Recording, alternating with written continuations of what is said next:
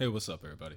This is Corey with the OverLook, and we go over the books that you may have overlooked. So, this is part 9 of Avengers No Surrender out of 16, so we're still going strong on this series until it's wrapped up. We do have a surprise for you for the next video, so stay tuned for that. If you're not already, of course, you can always subscribe and like the video if you want to stay up to date with everything that we release. But of course, a comment goes a long way. What's your favorite part of the story? Who's your favorite character? Really, whatever's good for you. So, yeah, until then, I hope everybody enjoys, everybody's having a great day, and everybody has a great rest of the night. Lightning arrives at the Avengers Auxiliary Headquarters, much to the surprise of General Robert Maverick, the new Red Hulk, and Tony Ho, the new Iron Patriot. Currently, Voyager is nowhere to be found.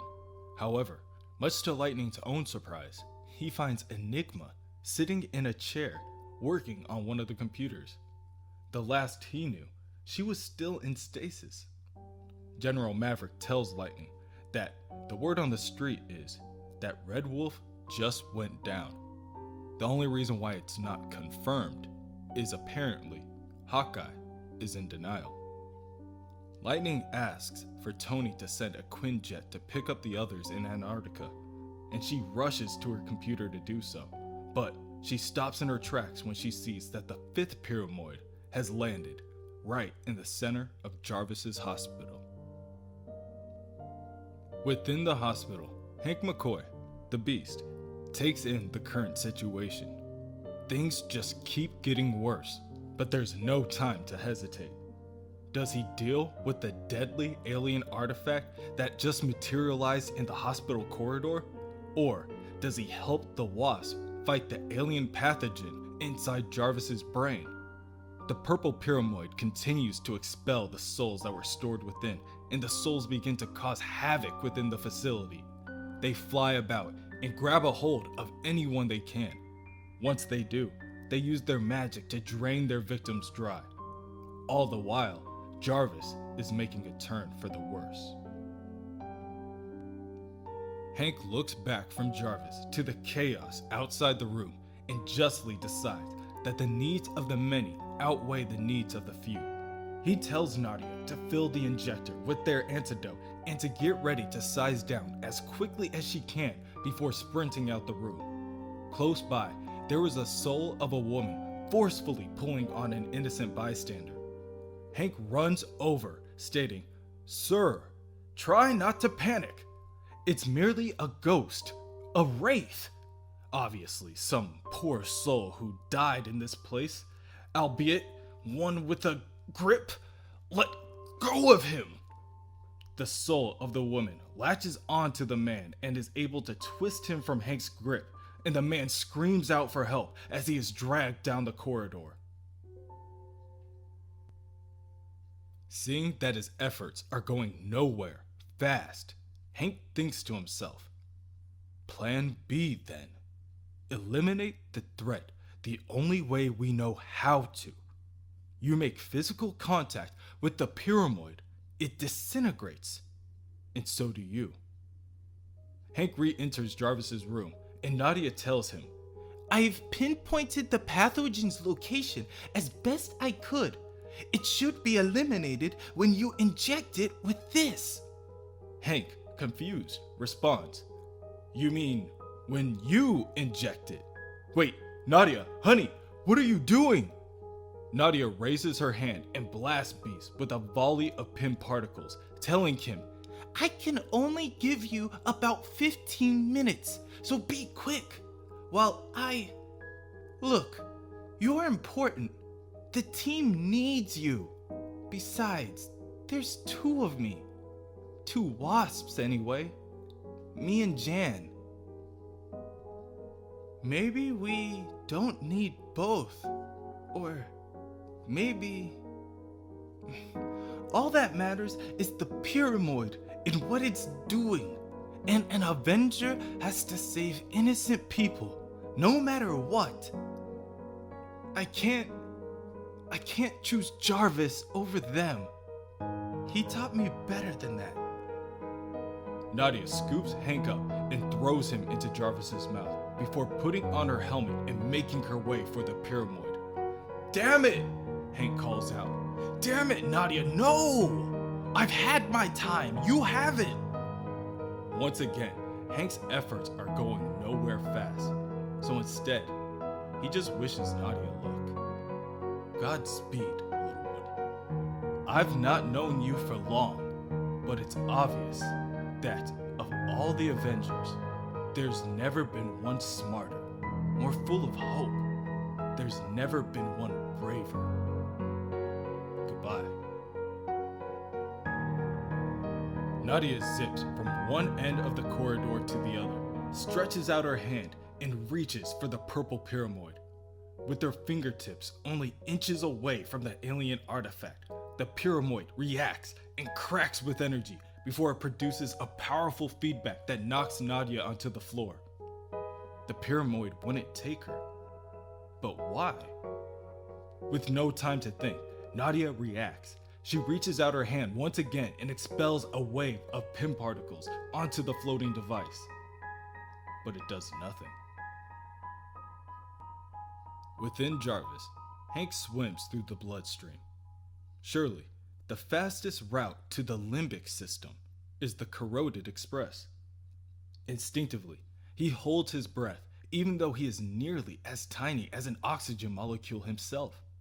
At microscopic size, you sustain not on air or food, but rather through the Pym particles that resized you. Moving at 18 centimeters a second, Hank makes his leave from the blood vessel just in time to place himself on the hippocampus portion of Jarvis's brain, and electric currents fire off in all directions. But what Hank finds, he did not expect at all.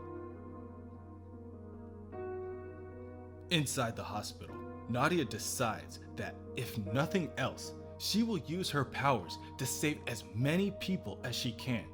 She looks to her left and sees a group of people being terrorized by a nearby wraith.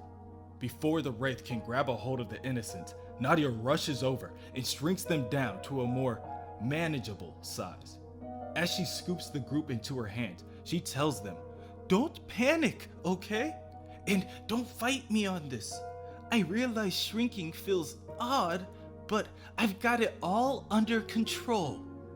Nadia breaks through a nearby window and flies the people down to safety. All the while, she tells herself that maybe, just maybe, if she keeps repeating those words, even she'll start to believe them. Back within Jarvis, Hank finds himself trapped within a valley of synapses.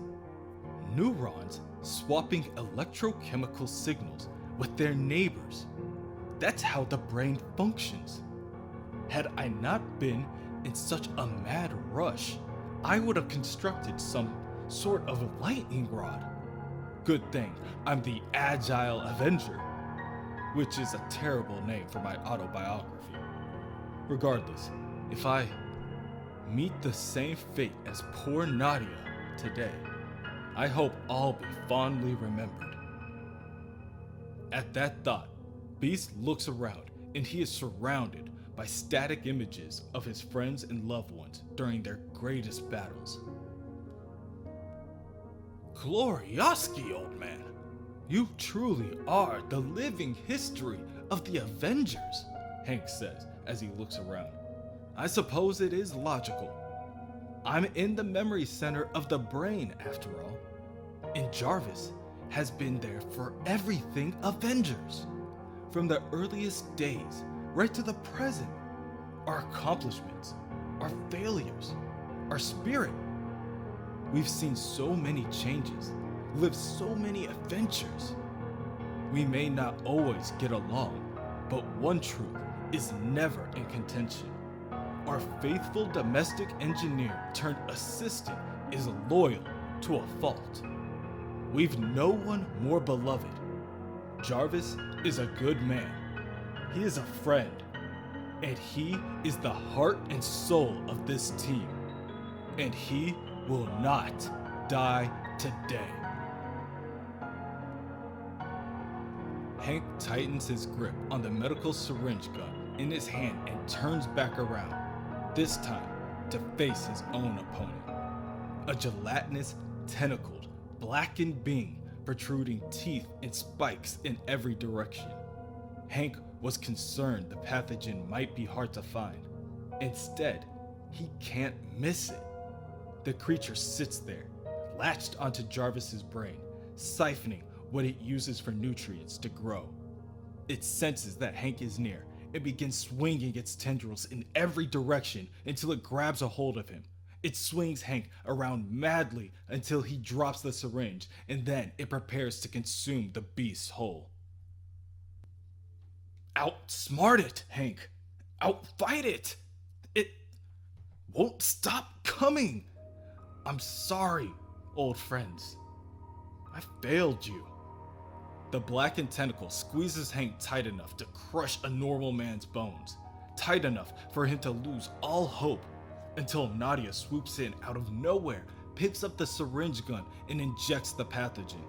The pathogen begins to seize and flail in pain as it begins to decay from the inside out. It releases Hank from its grip, and he begins to fall into its open mouth before Nadia grabs him out of the air in the nick of time. Nadia escorts Hank outside of Jarvis and explains that the pyramoid wouldn't vanish. She successfully cleared the immediate area, but she didn't want to move Jarvis in his precarious condition. However, as the two return to their natural size, they notice that Jarvis is already showing signs of life. He attempts to sit up in his bed and manages to cough out, I can finally move. Can speak. Nadia immediately goes to his side, advising him to stay still. No, I could hear you the whole time, every word, and something is terribly wrong. Someone is... At that moment, the pyramoid begins to explode uncontrollably. Energy begins to radiate out in every direction, pushing back furniture from where they stand across the room. Medical equipment is flung in every direction, and out of nowhere, Voyager arrives. She tells the other Avengers not to worry, she will handle everything. Both Hank and Nadia begin to cheer at the sight of their comrade, as Voyager's hands begin to glow purple with an energy that is eerily similar to that of the pyramoids. Meanwhile, Jarvis uses all of his strength left to stand to his feet, saying, "No! That is what I've been trying to... Listen to me!" He grabs onto Hank's shoulder. "Don't you see? You've all been tricked!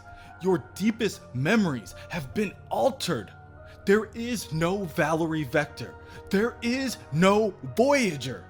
Both Hank and Nadia take a second to think, and Hank realizes that while he was inside Jarvis's mind, Voyager was never there. Nadia gasps at the thought, saying, "I don't understand. It's so vivid." "No, Nadia, it was all a lie. Whoever that woman is, she's not an Avenger. She never was."